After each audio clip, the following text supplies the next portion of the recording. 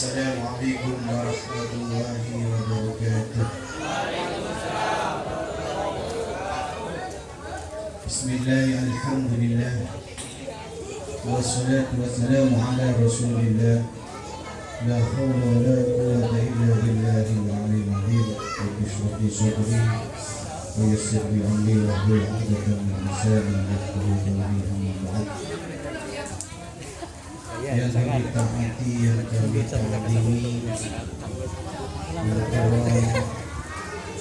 Yai Haji Abdul Razak, Mukarram Ustaz Rosidi, Mukarram Ustaz Rifai, yang kami hormati Ketua GP Ansor PAC Kecamatan Bursari, sahabat Sutrisno, yang kami hormati seluruh tamu undangan, wabil khusus Ketua PAC Paganusa se-Kabupaten Jember yang kami undang atau yang mewakili,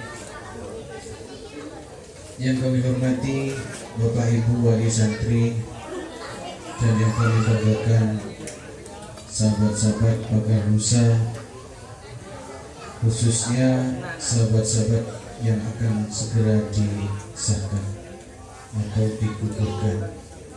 Alhamdulillah, di malam hari ini Allah Subhanahu wa Ta'ala memberikan rahmat, nikmat dan karunia-Nya kepada kita, sehingga kita bisa bermuajahah, berkumpul di tempat yang penuh berkah ini dengan satu niatan syiar Islam dan menegakkan kalimat-kalimat Allah, berjuang jawab. Paganusa salah satu badan utama Nahdlatul Ulama di bidang seni dan bela diri. Salawat dan salam semoga senantiasa tercurah limpahkan kepada junjungan kita Nabi Agung, Nabi besar Muhammad sallallahu alaihi wasallam.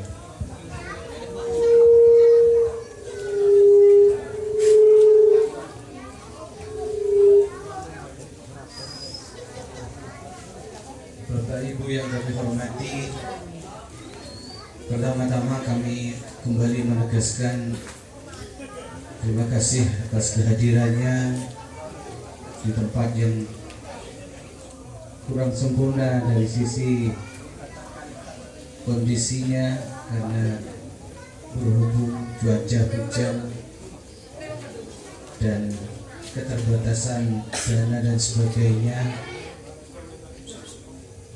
Kehadiran panjenengan semua adalah sebuah kehormatan bagi kami, wabil khusus para tamu undangan dan guru-guru kami. Di Paganusa ini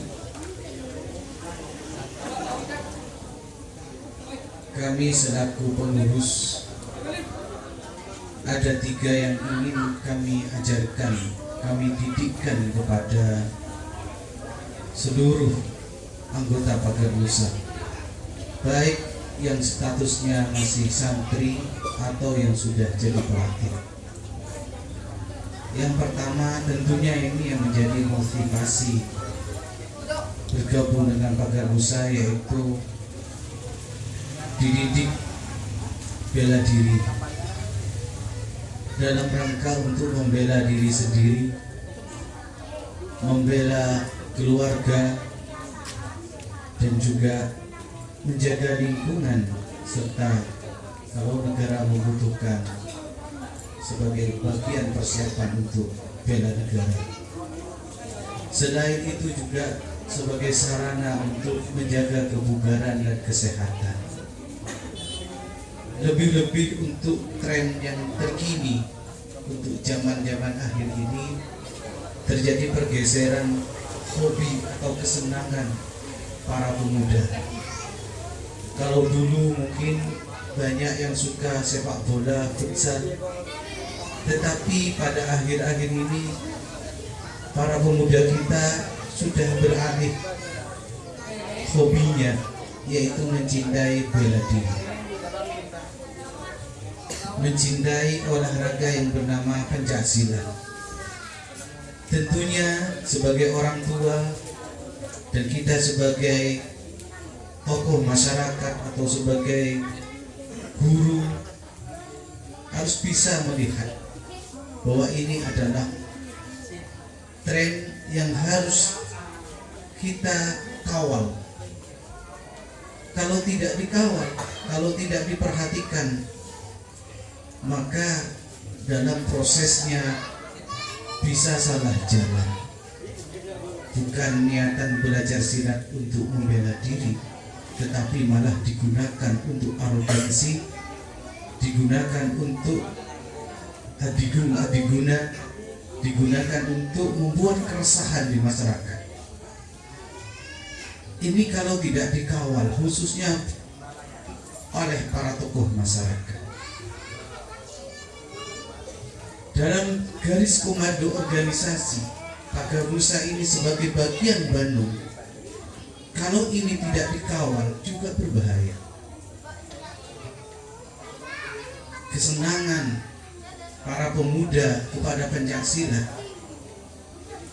kalau dari sisi organisasi, Nahdlatul Ulama ini kurang memperhatikan karena dianggap kurang penting atau bagaimana, maka anak-anak Nahdlatul Ulama akan lari kepada organisasi pencaksilat yang di luar afiliasi dengan Nahdlatul Ulama, dan ini berbahaya dari sisi doktrin, karena doktrin itu beda. Setiap organisasi itu pasti punya badan otonom atau lembaga yang membidangi di bidang pencaksilat. Contohnya seperti Muhammadiyah punya tapak suci, LDII punya Persinat Asar, NU punya Pagarusa. Kalau anak-anak NU tidak diayomi, tidak diarahkan, maka akan beralih ikut tapak suci. Ketika ikut tapak suci, paling tidak ada doktrin kemuhammadiyahan yang disisipkan, dimasukkan. Kalau ikut Persinat Asar, pasti ada doktrin LDII yang dimasukkan. Atau kalau ikut perguruan-perguruan yang lain, pasti ada doktrin. Ada doktrin itu ajaran yang dimasukkan. Entah ajaran itu baik atau tidak baik, bahwa alam yang tahu adalah organisasi itu sendiri. Kalau di Nahdlatul Ulama, tentunya yang dimasukkan adalah nilai-nilai aswajanya, akhlakul karimahnya. Karena Pagarusa ini lahir dari pesantren, tentu yang dikedepankan adalah nilai-nilai keislaman, ahlus sunnahnya, kemudian akhlaknya. Tapi kalau organisasi yang lain, tentu akan yang disampaikan atau yang didoktrin adalah bagian dari misi dan visi dan organisasi tersebut. Kalau itu baik, ya alhamdulillah. Kalau tidak baik, nah ini pelan-pelan tanpa disadari, kok anak saya jadi arogan, kok anak saya kok berani sama saya, sejak ikut pencak itu kok berani melawan orang tua. Nah ini berarti ada yang salah, ya, salah alamat, salah masuk ke dalam sebuah organisasi. Maka oleh karenanya, ketika kita berada di lingkungan NU, bagian dari keluarga besar NU, sudah sepatutnya kita membesarkan rumah kita sendiri, kita mendiami rumah kita sendiri, yaitu Pagarusa sebagai bagian Bandung dari Nahdlatul Ulama, dan juga sebagai pengurus NU. Banun-banun NU yang lain harus juga bersinergi, membesarkan, membantu, menjayakan Pagarusa. Bukan malah netral atau cuek, tidak peduli. Tentunya akan ada saling rasa bahwa itu adalah saudara satu organisasi. Ini yang diajarkan di Pagarusa, yaitu kita melatih fisiknya dalam rangka membela diri sampai juga membela bangsa dalam rangka menjaga kebugaran dan kesehatan. Kemudian yang kedua yang diajarkan di Baganusa ini adalah berorganisasi. Ini yang penting. Belajar berorganisasi, belajar bersosial dengan yang lainnya agar menjadi manusia yang bisa beradaptasi, manusia yang bisa bekerja sama orang lain. Bukan manusia yang individualis, yang hanya memikirkan diri sendiri. Ketika kita di Baganusa, ketika kita mengolah sebuah event kegiatan, di situ kita dilatih bagaimana caranya bekerja sama, bagaimana caranya agar kegiatan itu bisa berjalan dengan baik. Baganusa tanpa ada organisasinya maka akan kacau. Semua akan berjalan tanpa aturan yang jelas, tidak teratur, tidak tertib, sehingga tujuan mulia yang diharapkan akan sulit dicapai. Kemudian yang ketiga yang diajarkan di Baganusa ini adalah akhlak makarimah. Dan ini yang terpenting. Malah saya menyarankan yang pertama kali ditanamkan itu akhlaknya dulu. Kalau yang lain ilmunya, yang ukuran, bandingan, tendangan, setelah itu yang dikuatkan dulu akhlaknya. Karena kalau orang pintar dulu, hebat dulu, akhlaknya belakangan ini sulit dimasuki. Biasanya sudah jadinya sombong. Tapi kalau akhlaknya dulu yang dikedepankan, insya Allah kalau berisi ini tambah mundur. Dan ini yang ada di Baganusa. Tambah ilmu, tambah hebat, bukan tambah dana, tapi tambah mundur. Kenapa? Karena akhlak yang ditekankan, akhlak yang diuji. Tidak ada gunanya kita hebat kalau akhlaknya tidak karu-karuan. Jadi 3 hal itu yang diajarkan di Baganusa, dan itu yang menjadi pembeda Baganusa dengan yang lainnya.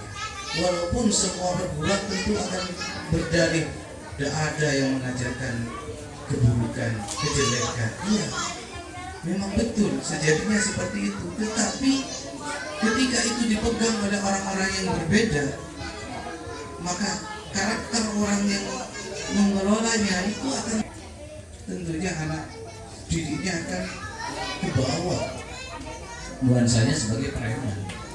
Kalau pelatihnya seorang santri, insya Allah anak didiknya akan ke bawah menjadi jiwa santri. Seperti itu. Bapak Ibu yang kami hormati, perlu dipahami, biar tahu yang emas itu emas, yang batu itu batu, yang intan itu adalah intan. Lihat, biar tahu, biar tidak tertipu. Karena percuma panjenengan punya putra jagoan hebat, tapi ujung-ujungnya berani sama orang tua, mungkin keonaran, bikin masalah, ya, melanggar hukum. Kan tidak ada bangganya. Buat apa ya? Ada 3 gerakan, dan ini yang harus dipahami oleh para pelatih ini semuanya, bahwa gerakan pertama di dalam Baganusa ini adalah gerakan dakwah. 2 itu yang kita target. Pertama, ketauhidan kepada Allah, yang kedua akhlakul karimah. Dan ini harus bersanding dengan gerakan yang kedua, yaitu gerakan keolahragaan.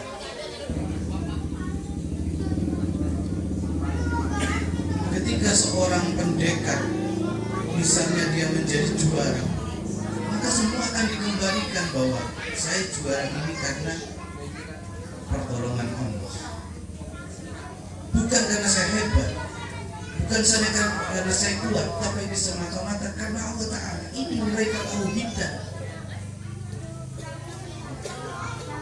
sehingga jadinya tercetaknya menjadi manusia-manusia yang unggul berkualitas, tapi selalu rendah hati, karena dia sadar bahwa apa yang dia dapat semata-mata karena pertolongan Allah. Oleh karenanya semboyan dari Baganusa adalah la ghaliba illa billah. Apa artinya?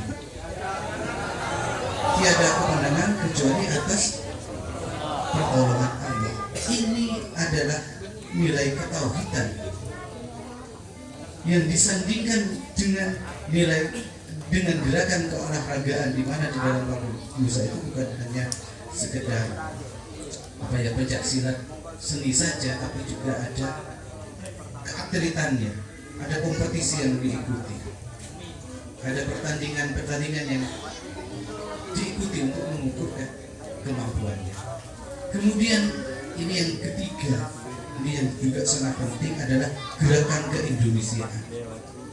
Sebagaimana Nahdlatul Ulama yang perannya sampai sekarang ini adalah menjaga NKRI. Kalau di Indonesia ini tidak ada NU, hancur sudah. Kayak Suriah, kayak Yaman. Karena ada NU dengan ulama-ulamanya yang liberal, yang lemah lembut, sehingga menjadikan negara kita ini tetap utuh. NU itu kan di tengah, tidak ke kanan, tidak ke kiri, tidak keras, tidak keras. Lembaga Musa juga gitu. Bukan karena mempunyai sebuah keahlian, kemahiran dalam bela diri, kemudian semena-mena kepada yang lain. Gerakan ke Indonesia ini adalah maksudnya adalah kita ini adalah anak bangsa Indonesia. Yang dikedepankan adalah persatuannya, kesamaannya sebagai sesama warga negara Indonesia. Sesuai semboyan dari negara kesatuan kita adalah Bhinneka Tunggal Ika. Berbeda-beda tetap satu. Bukan perbedaan itu lantas dijadikan masalah. Oh, itu bukan kelompok saya, musuh saya. Itu bukan kelompok saya, bukan saudara saya. Tidak. Kalau di Pagar Musa, selama dia adalah warga Indonesia, itu adalah saudara saya sebangsa. Ini yang harus ditunjukkan oleh anak-anak Pagar Musa, sehingga tidak kemudian berkubu-kubu, berkelompok-kelompok karena beda baju, jaga musuh. Ketemu di jalan kok bajunya tidak sama, dirampas. Kok bajunya tidak sama, langsung dipukul. Kenapa itu terjadi? Karena dangkalnya pemikirannya, doktrin yang terlalu dimasukkan secara saklek, kemudian menjadikan orang itu buta.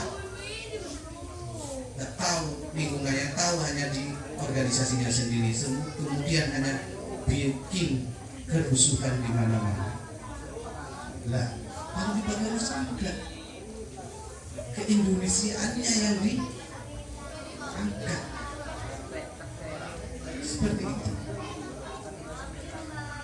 Kita boleh saja saudara seorganisasi, silakan.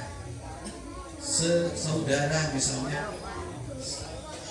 sama-sama Nahdien, sama-sama Indonesia Islamnya, ukhuwah Islamnya, itu silakan. Tapi bukan lantas kemudian dengan yang lain kemudian membenci dan memusuhi. Dalam sekut kecil, walaupun kita beda organisasi, dari aliran yang berbeda, pencaknya ada berbeda, tidak masalah, karena kita tidak tabu dengan perbedaan. Yang penting sama-sama bisa bersatu. Dan konteks yang lebih besar, walaupun itu beda agama, tidak masalah. Yang penting bisa hidup rukun, tanpa mengklaim saya paling benar, dia salah, kemudian mudah menyalahkan orang, mudah mengkafirkan orang. Itu efek besarnya ke situ. Kalau hal-hal yang kecil aja yang hanya bau berorganisasi sudah terlalu parah. Jadi seperti itu apa yang diajarkan di Pagar Musa. Biar Bapak Ibu dengan semuanya paham, mengerti bahwa di Pagar Musa itu beda sekali dengan yang lain. Di Pagar Musa ini yang menemani, yang mengawal adalah para kiai, para ustadz, ya, yang selalu menasehati apabila salah jalan, salah jalur. Ini. Dan kewajiban kita semua adalah membesarkan Pagar Musa ini. Jangan salahkan kalau suatu saat tiba-tiba organisasi besar kemudian milik kita kecil. Kalau kita sendiri tidak peduli dari sekarang, justru ini adalah momentum kita memberikan perhatian kepada keluarga kita sendiri, anak didik kita sendiri, murid-murid kita sendiri, agar tetap satu barisan, tetap satu warna dengan pendahulunya, tetap satu warna dengan para leluhurnya. Kalau kiainya adalah NU, muridnya NU. Kalau kiainya Bagadusa, ya muridnya juga Bagadusa. Karena kadang-kadang kiainya, muridnya beda aliran, kadang nggak nyata sama kiainya Ustaz. Sudah dianggap bukan saudaranya, ini alhamdulillah jangan sampai seperti itu. Demikian Bapak Ibu, karena masih banyak rangkaian acara, mudah-mudahan sahabat-sahabat yang disahkan ini betul-betul amanah dengan ilmu yang diberikan, kemudian menjaga nama baik Pagar Nusa, dan diharapkan juga setia sampai akhir hayatnya dalam perjuangan. Pertama adalah merawat Islam Ahlus Sunnah wal Jamaah, yang kedua menjaga negara kesatuan Republik Indonesia ini. Cukup dari kami, wallahul muwaffiq ila aqwamit thoriq. Wassalamualaikum warahmatullahi wabarakatuh. Terima kasih kami ucapkan. Untuk acara yang kelima yaitu istighosa oleh Ustadz Rifai.